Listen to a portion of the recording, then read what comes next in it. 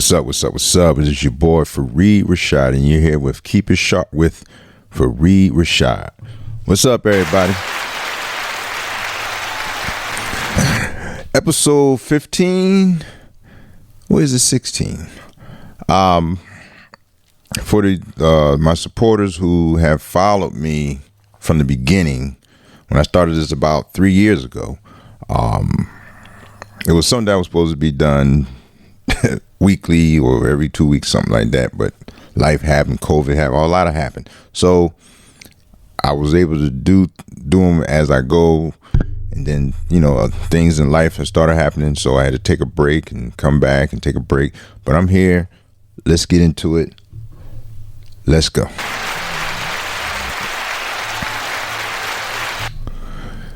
First, I want to give a shout out to a couple educators out of Philly.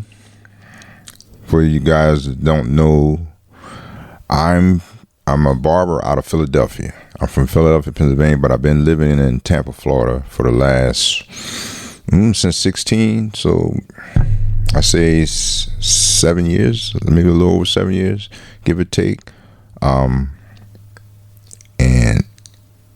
in Philly, there we have a great tradition of having good barbers, and in a lot of cases, great barbers.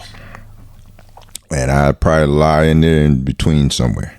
At least I would think that. So shout out to me for being a Philly barber. And it was any tradition or any great craft like barbering is, you have to have people who are educated enough and skilled enough to keep that tradition going and pass it down to the younger generation. And there's a couple guys that I know of who's doing just that. The first guy that a lot of you guys know, his name is @Fa the Barber on Instagram, Fahim Alexandra. Shout out to Fahim. He's a barber owner, educator, works with Gillette. He works with the Roots. He's worked with many celebrities over the years. I met Fa about 12 years ago at a barber battle in Philly. And we don't talk a lot, but every time that, we cross paths, it's like, we've been friends our whole life. And he has always supported things, and supported me and in different things that we did when it comes to barbering. So I really appreciate Fa for that. Shout out to him. And I know that the barber game and the education of those younger barbers is in good hands. There's another brother by the name on Instagram @PMichael_. I never met P. Michael in person. I never talked to him, but I plan to reach out to P. Michael because like Fa, I started a documentary about 3 years ago, and out of Philly, it's about the Philly barbers and the tradition of the barbering game there. And with COVID and a lot of things that's been happening in my life personally, I haven't been able to get back down there to finish that. So I'm finishing up a documentary now here in St. Pete. And as soon as that is done, which will hopefully be in the next 30 to 60 days, I will go down there and finish up the doc in Philly. And File definitely was he was one of the first guys that I interviewed. So shout out to him again. The brother P. Michael _, at Instagram. So make sure you guys go and follow him. He's working with 10-year-olds. And, young barbers of male, female, different age groups. And, I never had heard of Michael's before until I ran across him on Instagram. That's what we need, bro. We need guys like that who's not only skilled and knowledgeable, but who's taking the responsibility of making sure that he passed the torch into the right hands.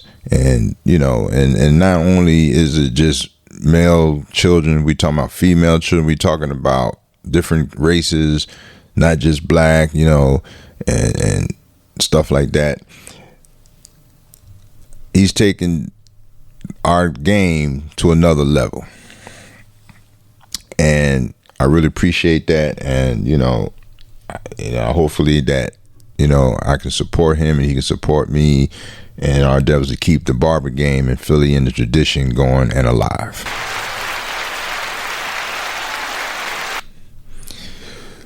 On to other things. There's some talk about in Georgia where they're going to not require barbers who work in barbershops with the public to have a barber license. At least that's what I read. I don't know all the facts. I don't know the ins and outs. I don't even know what brought that about. But I think that would be not so good.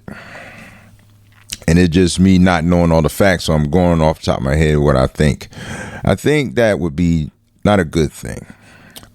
People go in the barbershop to get haircuts, and they expect to be cut by professional barbers who know what they're doing and who's trained. We're dealing with a lot of different things here. We're dealing with bacteria, sanitation, sterilization, stuff like that. And tools need to be cleaned. Blades need to be kept in a certain area of the shop. Sanitation is definitely number one when it comes to barbering. And to teach that kind of stuff, you have to go to school. You have to be trained. You have to, like down here in Florida, you have to take I think like a blood and AIDS course before you even renew your license every year. And I've been licensed since 1986. And listen, I have to take that test every time I renew my barber license. And, these are the things that barbers need to know. As far as the barbers that have suites, because I know in Georgia, like especially Atlanta, there's a lot of barbers who have suites. So I guess that they're still requiring them to have a license, which is awesome. But it's not fair, I think, to the rest of the barber community, throughout the country and worldwide, that you're going to have a state that's going to drop the barber license and have a bunch of people in these barbershops cutting hair that really don't know what they're doing. Now, let me say this. There are barbers out here who cuts hair every day, probably for the last 20 plus years without a license. So let me let that be known. I'm sure there are quite a few barbers out here who are cutting hair without a license and can cut, because a lot of them are blended in with barbers who are licensed and who can cut and know what they're doing. So there are barbers and cosmetologists who are here who can do hair and don't have a license. So shout out to the barbers who don't have a license, who can do hair and who can hide and blend in well. Is it right? No. I think it's disrespectful to the other barbers for whatever reasons that they don't have a license. Hopefully they either get one or they stay out the way. So I hope that Georgia doesn't, pass the bill where a barber doesn't need a license. We need all the barbers to have a license.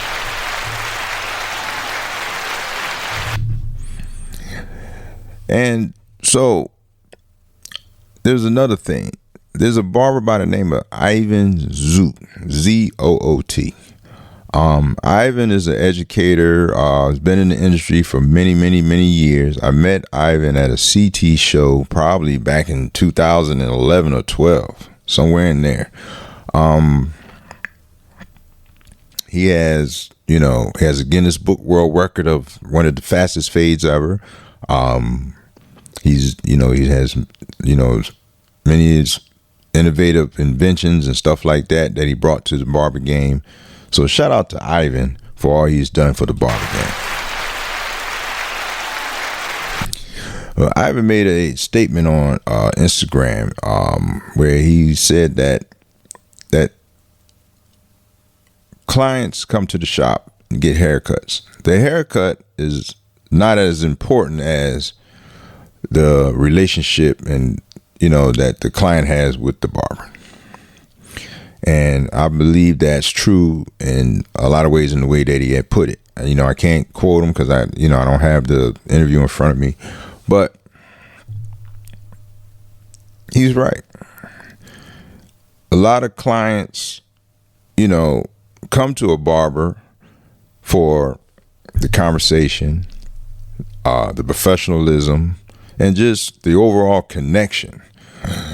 Me personally, there's been times throughout my career that I have not been the most friendliest person to come to when you first walk in the shop. I'll speak, I'll say hello sometimes I didn't.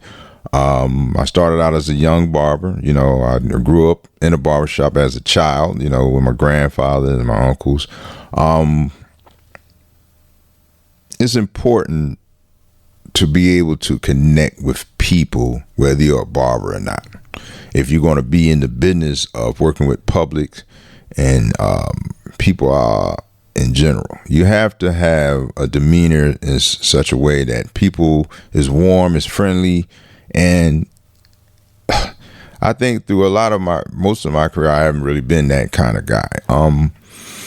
I have clients who have connected with me throughout the years, and some of them clients I still in touch with even today.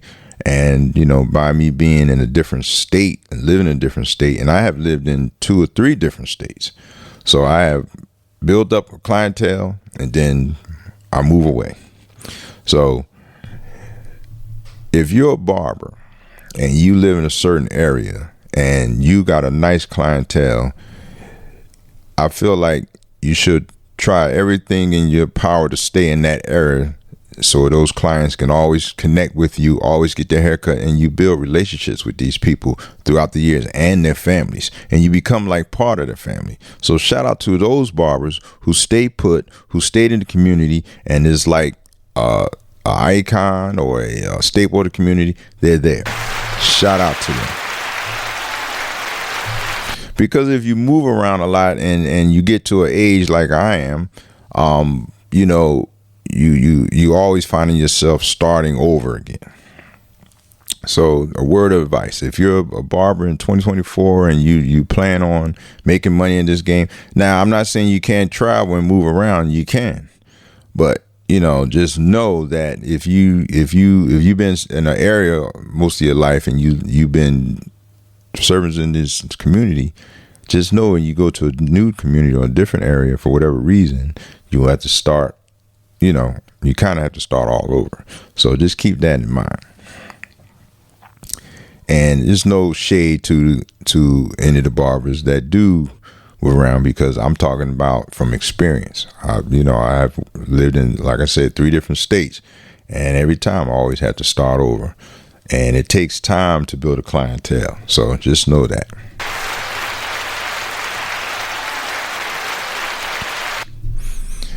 Then there's barbers who feel as though that what Ivan says is not true. And they're saying that the haircut is everything.